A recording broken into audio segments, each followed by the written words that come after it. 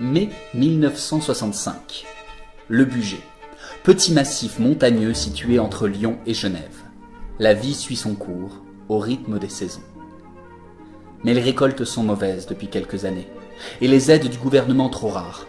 Les paysans meurent de faim et ont l'impression de ne pas être entendus. La révolte gronde.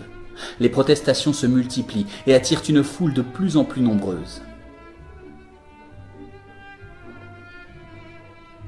Face à la colère populaire, les maires des différentes communes du Bugey se sont réunis en conseil extraordinaire pour discuter de la situation.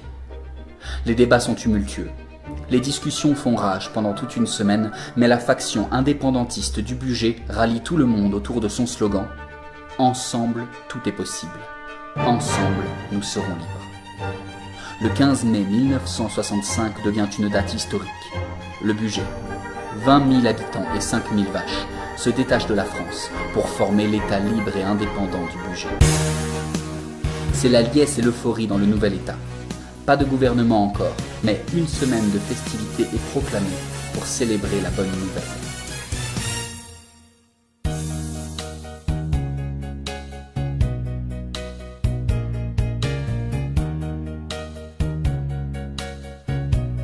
Mais le général de Gaulle s'oppose à cette décision populaire. Il ordonne à ses généraux d'écraser cette vermine et qu'on n'en parle plus. La France a déjà perdu l'Algérie, elle ne perdra pas le Bugey. Il ordonne à l'armée de calmer toutes les velléités d'indépendance et de rétablir l'ordre. La riposte s'organise. Et peu importe s'ils n'ont ni tank ni fusil, ils se battront avec des pics et à dos de tracteurs s'il le faut, mais rien ne les arrêtera. N'oublions pas, ensemble, tout est possible. Ensemble, nous serons libres.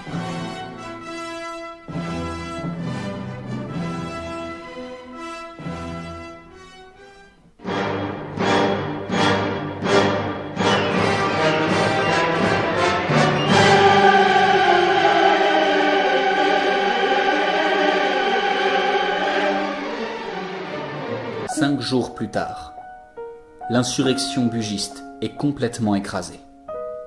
Le Bugey a réintégré la France et a perdu dans la bataille 4000 hommes et tous ses tracteurs. La vie reprend comme avant, au rythme des saisons.